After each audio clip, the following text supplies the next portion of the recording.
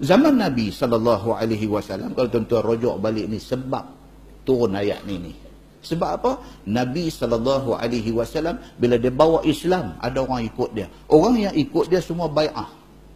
Bai'ah ni apa dia? Janji setia. Janji setia ni apa dia? Satu janji yang diperkukuhkan dengan sumpah nama Allah. Wallahi, wabillahi, watallahi, saya akan tetap bersama dengan Nabi waktu susah dan waktu senang. Sumpah setia, bai'ah.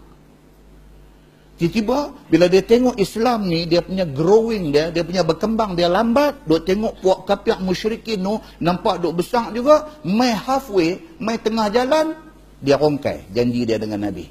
Dia balik pergi kepada puak kafir musyrikin.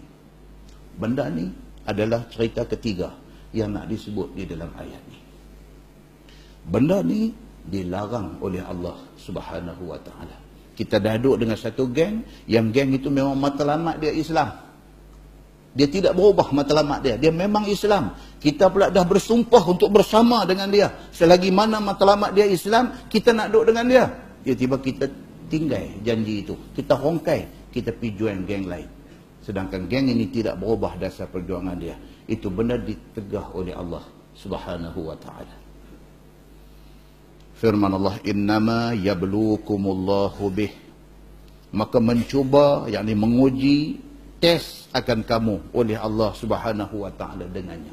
Allah tes. Sahabat-sahabat Nabi pun Allah tes. Dah bai'ah, janji setia dengan Nabi, lambat. Allah tes dengan lambat kemenangan tu. Lambat. Bila lambat, ada segelintir yang rasa macam tak boleh lah. Tinggal Islam, pergi balik ke kelompok lama dia. Begitu. Supaya dilihat yang taat akan sempurna janji dan yang asi akan batal janji. Tuhan kadang-kadang dia drag. Dia tarik masa tu. Masa nak bagi kemenangan ni Allah saja drag. Dia bagi lambat. Pasal apa ni Allah drag bagi lambat ni? Pasal Allah nak test. Allah nak tengok berapa orang yang boleh sabar. Lambat sikit pun tak apa, tapi yakin kemenangan tu ada. Dengan berapa orang yang hilang sabar, yang lompat di kedai. Itu tujuan dia. Firman Allah, wal yubayyinanna lakum yaumal qiyamah ma kuntum fihi takhtalifun. Dan supaya menyata Allah Subhanahu wa taala bagi kamu pada hari kiamat esok barang yang ada kamu padanya bersalah-salahan di atas dunia, pada perjanjian dan pada agama.